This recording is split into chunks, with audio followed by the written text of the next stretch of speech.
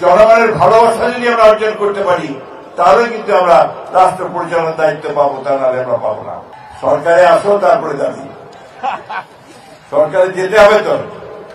এখন আমি কোথা থেকে আপনাদেরকে দেব? আমরা যদি সরকারে যেতে পারি আপনাদের ইনশাআল্লাহ সমস্ত সমস্যার সমাধান করার চেষ্টা করব।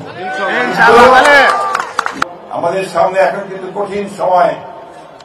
আপনারা নির্বাচন হবে, আজকে কালকে নির্বাচন হবে, কিন্তু নির্বাচনে জনগণের ভালোবাসা যদি আমরা অর্জন করতে পারি তাহলে কিন্তু আমরা রাষ্ট্র পরিচালনার দায়িত্ব পাবো, তা নাহলে আমরা পাবো না। ঠিক না?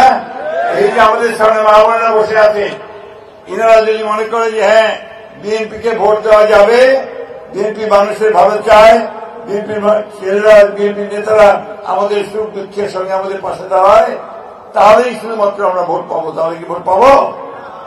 সুতরাং ওইভাবে আমাদেরকে কাজ করতে হবে। আজকে আপনাদেরকে দৃষ্টান্ত সৃষ্টি করতে হবে। আমাদের ভারপ্রাপ্ত চেয়ারম্যান তারেক রহমান সাহেব প্রতি মিটিংয়ে এই কথাটা বলেন যে মানুষের ভালোবাসা অর্জন করেন, মানুষের ভালোবাসা অর্জন করলে মানুষ আমাদের সঙ্গে থাকবে। শহীদ প্রেসিডেন্ট জিয়াউর রহমান, দেশনেত্রী বেগম খালেদা জিয়া তারা এই কাজটা করেছিলেন। তারা সব সময় মানুষের ভালোবাসা অর্জন করেছেন। একইভাবে তারেক রহমান সাহেব তিনি মানুষের সঙ্গে কাজ করেছেন। আজকে প্রায় 17 বছর তিনি দেশের বাইরে রয়েছেন, দেশে আসতে পারেননি।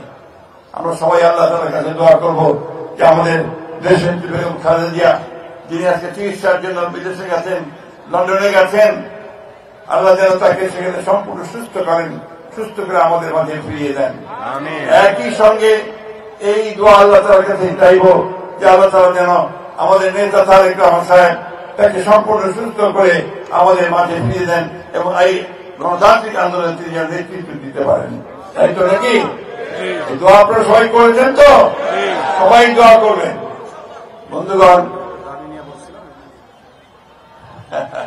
সরকারে আসো তারপরে দাবি, সরকারে যেতে হবে তো। এখন আমি কোথা থেকে আপনাদেরকে দেব? আমরা যদি সরকারে যেতে পারি আপনাদের ইনশাআল্লাহ সমস্ত সমস্যার সমাধান করার চেষ্টা করব।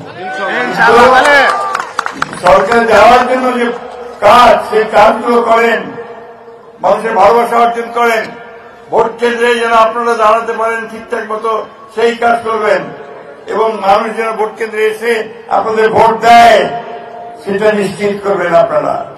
তা না হলে কিন্তু ভোট এত সোজা ব্যাপার না। মানুষের মন সেটা কিন্তু বিভিন্নভাবে চলে যায়। শুধু আপনারা ওই জিনিসটাকে লক্ষ্য রাখবেন। বন্ধুরা, আমি বক্তব্য দীর্ঘ করব না।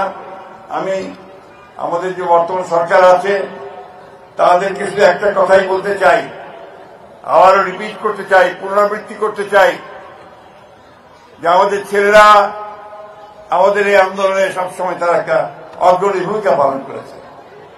প্রায় 1000-2000 মতো জুলাই আন্দোলনে মারা গেছে, তাই না? শহীদ হয়ে গেছে, তাই তো? তো আমরা 15 বছর ধরে আমরা লড়াই করেছি, সংগ্রাম করেছি।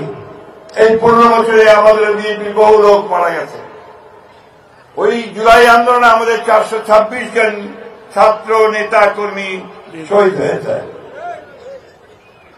আমরা আপনাদের কাছে যেটা চাই, নিরপেক্ষ থাকবেন, সম্পূর্ণ নিরপেক্ষ থাকবেন।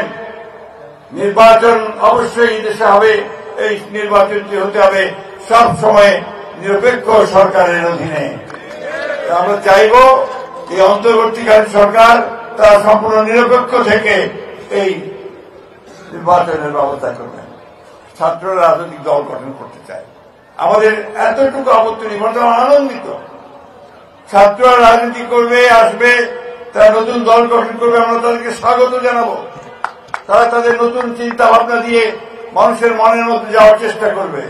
কিন্তু সরকারের থেকে যদি দল গঠন করেন, এই দেশের মানুষ সেটাকে মেনে নেবে না। নেবে কে? এটাই আমি বলতে চাই যে আসেন, আপনারা দল করবেন, দল করেন, আমরা আপনাদেরকে স্বাগত জানাবো, সহযোগিতা করব, কাঁধে কাঁধ মিলিয়ে আমরা একটা সুষ্ঠু নির্বাচন করার জন্য কাজ করে যাব। একই সঙ্গে আপনাদেরকে অনুরোধ জানাবো, অযথা কনফ্রন্টেশন, সংঘাতমূলক কোন কথাবার্তা রাজনীতির মধ্যে না আনাই ভালো হবে, আমরা এটা আশা করি।